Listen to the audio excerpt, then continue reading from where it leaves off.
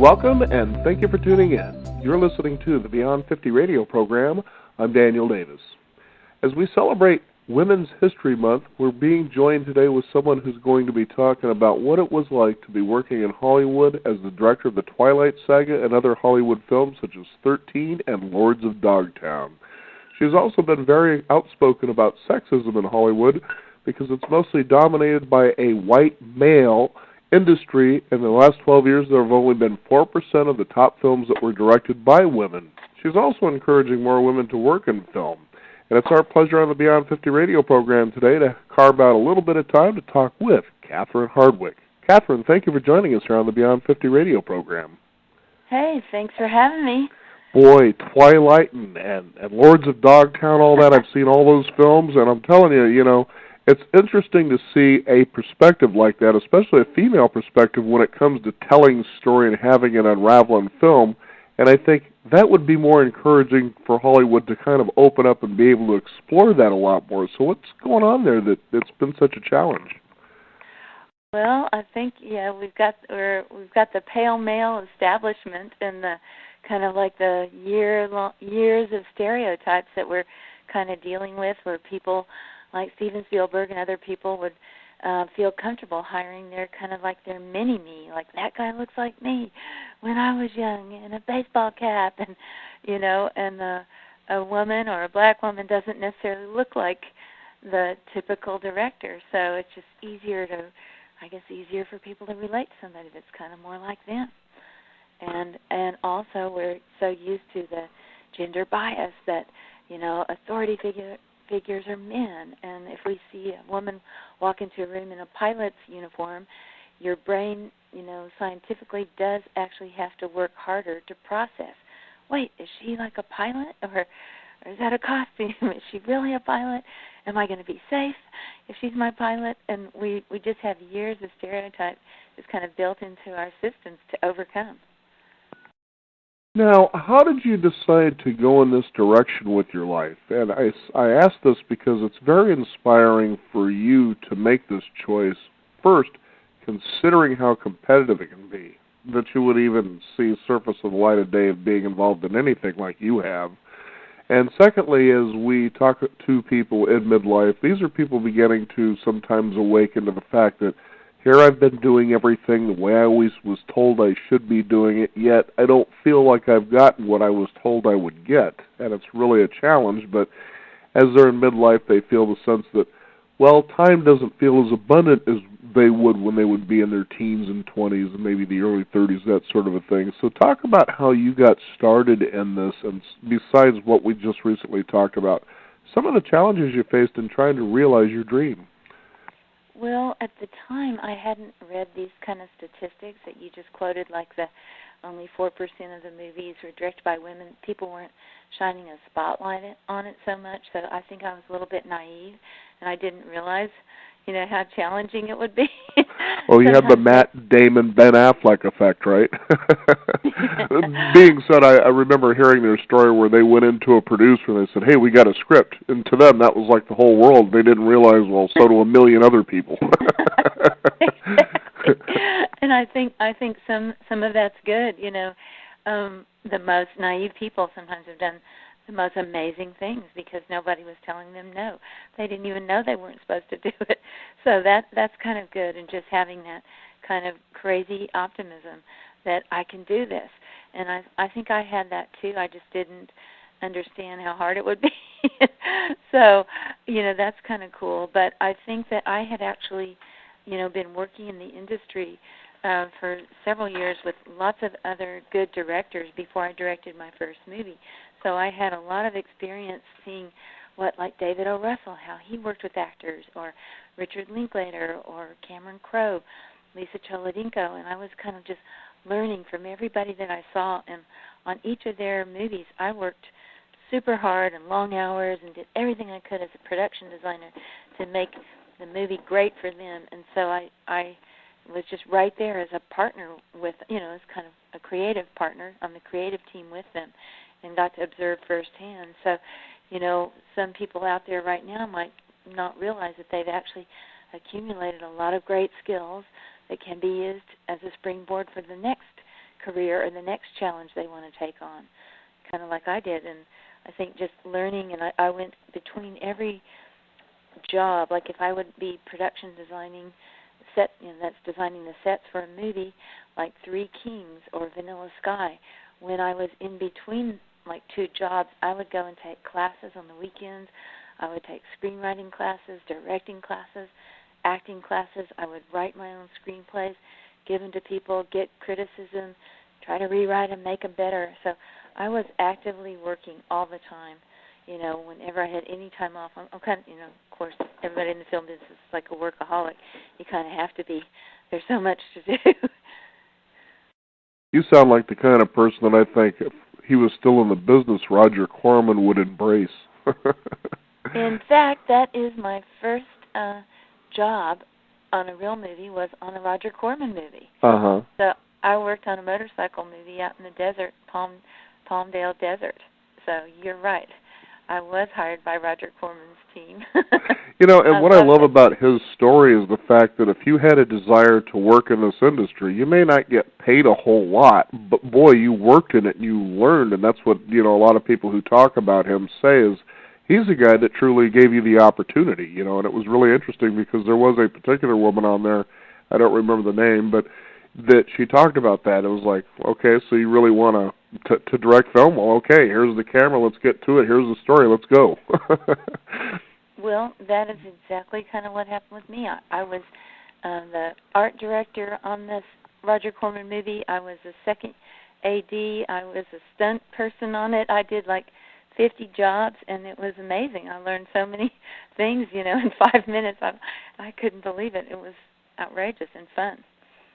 Now, I know another challenge, too, especially after you had been involved in directing Twilight, was the idea that you were hitting financiers about the idea of retelling Hamlet.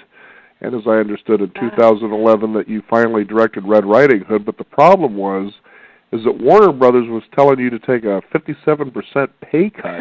Yeah. I think, wait a minute, okay, so a director usually standard, is there like a standard pay usually, let's just say, for people that may not have enough experience in the industry for men, and it sounds like, but the women, okay, well, you're at the same level here, but we're going to give you half of that or less. Well, what happened is they had negotiated a rate for me, and then they decided, then that person who was negotiated the rate left the studio, so he wasn't there anymore. Then the new team came in, and they decided, well, we only want to spend X number of dollars. I think it was about $40 million total on that movie. And they decided to pay the movie stars X number of dollars, and the sets cost this much and this much and this much. So they finally, comes down to me and say, well, your salary was too high for what we're going to end up doing, so you need to give back some of your salary, like in that case 57%. So that was a little bit bizarre because I had already been working on it for like a year and a half, and I was kind of like, but Warner Brothers at that time was the most successful studio for like 5 years in a row. Like, don't you guys have more money than me? I'm right. just an individual. Right. You're really taking away from me. But they said, oh no, it happens to other people too, and you're not the only one, and so anyway, that's what there's probably more detail that I could go into, but it's a pretty detailed process. But yeah, that was the end result. Now, I know that you were quoted as saying that none of the nominated Best Picture films, none of the directors are women, which means nobody had the support of a nice Oscar campaign or a nice studio, and that you felt that was kind of sad. What's interesting is, and I say this not because of ignorance, but because I really don't pay attention. I just like to go see films. I like to enjoy the stories. I don't want to get caught up who's going to win the Oscar. In fact, I got tired of that years ago, but I understand the necessity, especially if someone like you wins an Oscar, because that means more and better work. I can see that. Mm-hmm. But here's what's really fascinating to me now is that this year when they're talking about the Oscars, the only thing you're hearing about is color bias, it seems. You're not hearing anything about male bias. Gender. I know. And to me, that's why I say I don't mean to sound ignorant, but this is really the first time, again, not that I look into all this, But you hear about this, so why are they making the color bias the big deal and the women being left behind? I mean, that's kind of crazy, it seems. Well, I think it is important to do the color bias, very important, because it is pretty outrageous. So I think any noise about diversity helps people of diversity, which women are diverse, fit in that category too. So I still think it's really great. I mean, I wish there was a little bit more spotlight on the fact that why aren't there any movies in the top 10, in the top best pictures or best directors. It would be nice if we talked about it a little bit more, but, and it is a whole campaign. I mean, people decided to support, The Revenant with, $100 million or whatever the budget was, and to make the movie, just to start out, to pay, to do all those steps to get a movie to the screen, and then then there's a beautiful Oscar campaign for that movie and every other movie. Now, there's no female-directed movie that I've heard of this year that, had that kind of support, even in the budget originally or in the Oscar campaign. So it's just kind of sad. We need to change that. We need to change the diversity situation too.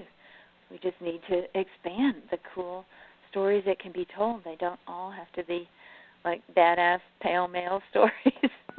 Well, I mean, speaking The of Revenant, that, I thought was wonderful. I love The Revenant, but there's no women in it except for, I think, one gets killed and one gets raped, or they both get killed. Or, it's definitely, there's a lot of movies that are dominated by men. It's really interesting, Catherine. Some time ago, I had the opportunity to interview. Laurel is the name, her first name. I can't remember the last name. It eludes me right now. But she is well known for writing westerns, western novels. Oh, cool.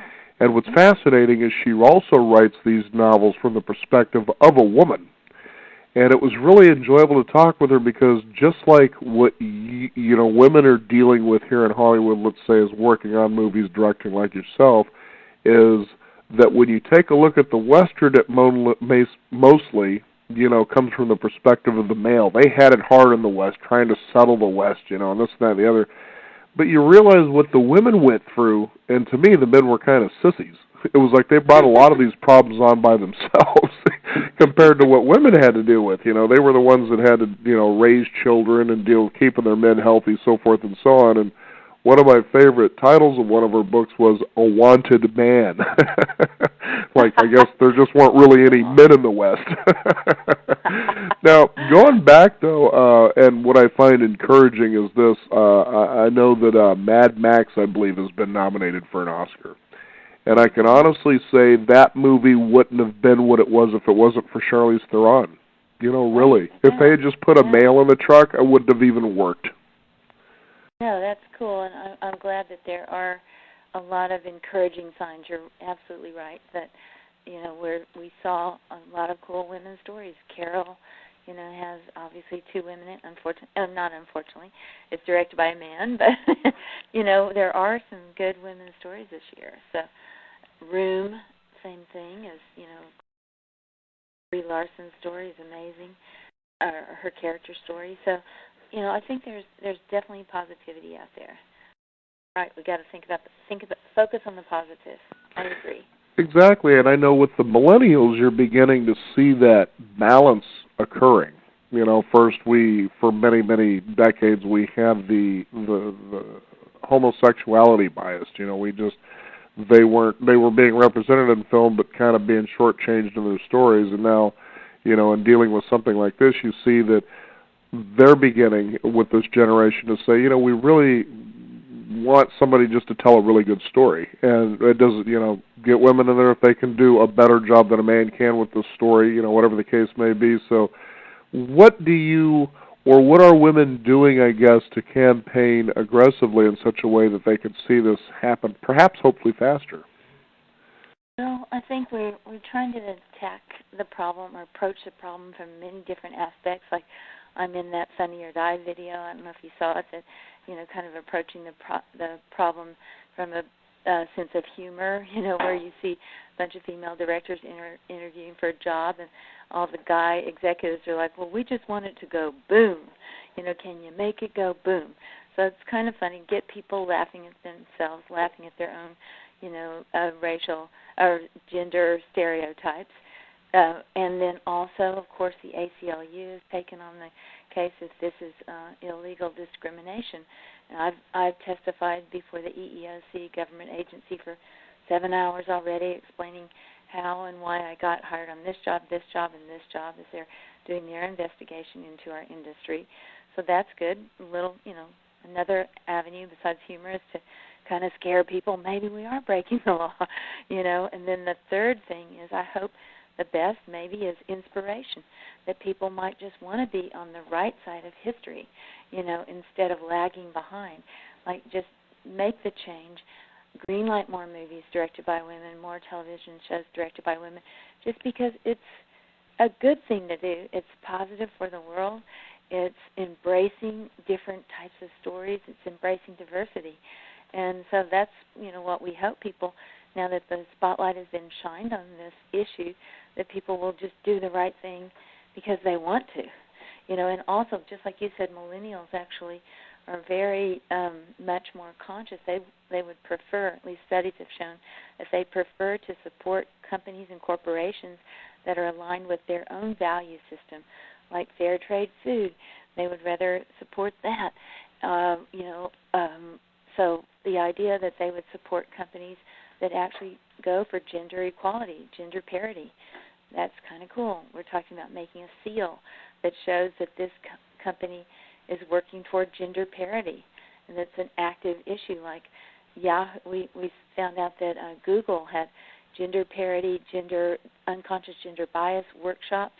They brought people in and helped people understand, break down their own unconscious gender biases and conscious biases, and then they changed the corporate culture and actually became even more prosperous, and more cool ideas came out of it, and so it's a win-win situation.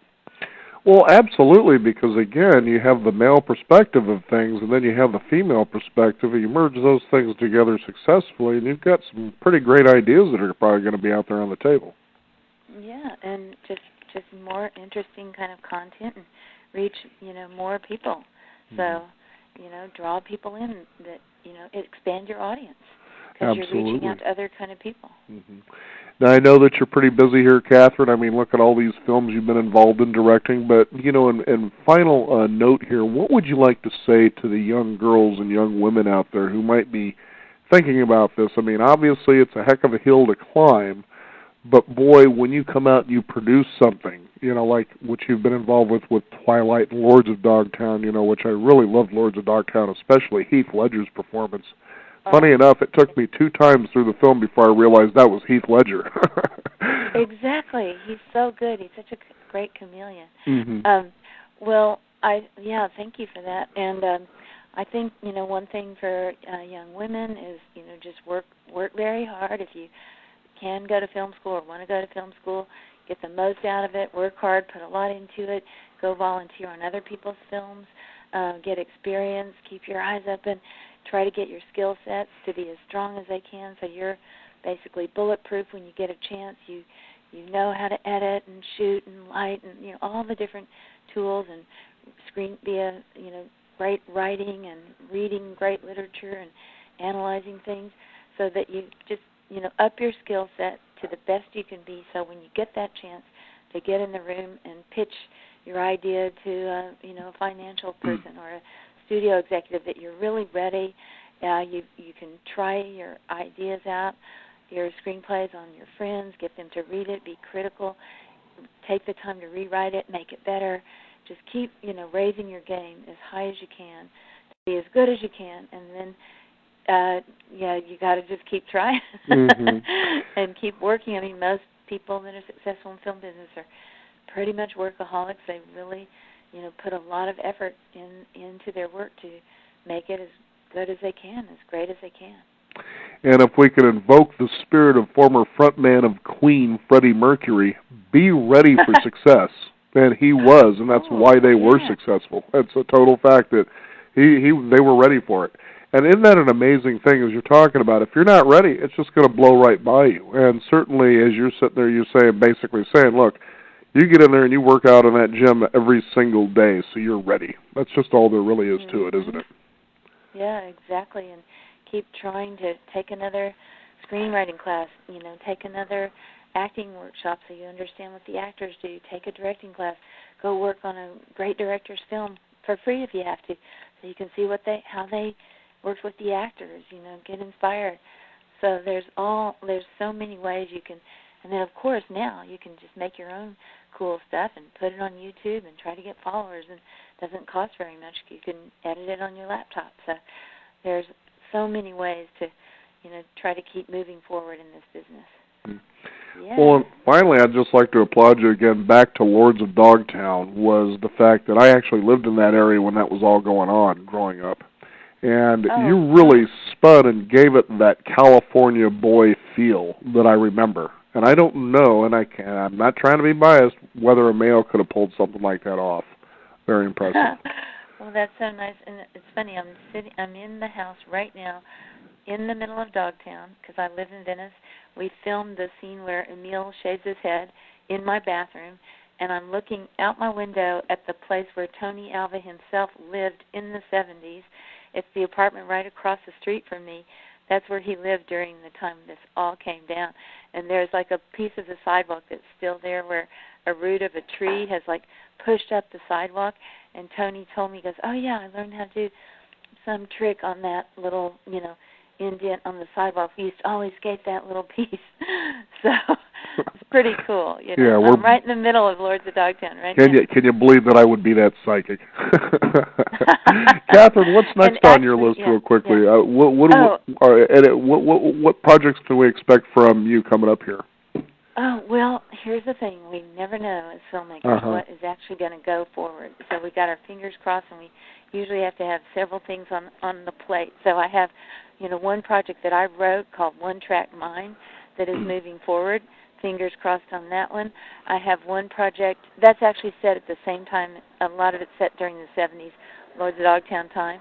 Oh, my God, I don't know if you hear, 2 skaters just went right past. You could hear the skateboard wheels.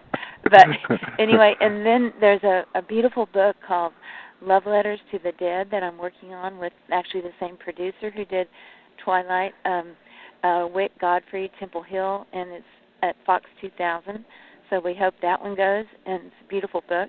And then also I'm doing a TV show called Eyewitness that's shooting up in Canada, and that'll be airing in the fall. So I'm doing the pilot and the first first 2 episodes. So I've got a few things cooking right now. Well, sounds like it. That's what you got to do, too. Put a lot of irons in those fire until they decide, well, let's pull this one out and put it to use. Definitely. That's the way it works. Well, Catherine, exactly. I want to thank you so much for taking the time out of your busy schedule, and it sounds like you do stay pretty busy. I know we do, too, as well. But, hopefully we'll have the opportunity to chat again sometime and talk about what you're up to and how things are possibly changing there in Hollywood for, young women to be able to get into this industry and kind of shed a new perspective on stories. I should say one thing is that Sure. I am doing like a master's class as part of the film festival, the Women's Film Festival in Portland, where I'm going to be showing a lot of the techniques that I use in directing and prepping a movie. So if any aspiring filmmakers want to go to that, they should get tickets or whatever, because I'm going to show a lot of cool stuff. Then I'll go and I'll help conduct a class on interviewing female directors. How does that sound? Exactly. All right, Catherine, thank you so much for joining us here on the Beyond 50 radio program. Thank you. You bet. Bye-bye. We want to thank you, the listeners out there, for joining us. You can also discover more by visiting us at beyond50radio.com. That is the number 50. Sign up for our weekly e-newsletter as well. You can also follow what we're doing on Twitter at Beyond50Radio as well as Facebook. I'm Daniel Davis. Thank you for joining us. This is the Beyond 50 radio program. And remember, live your day past halfway.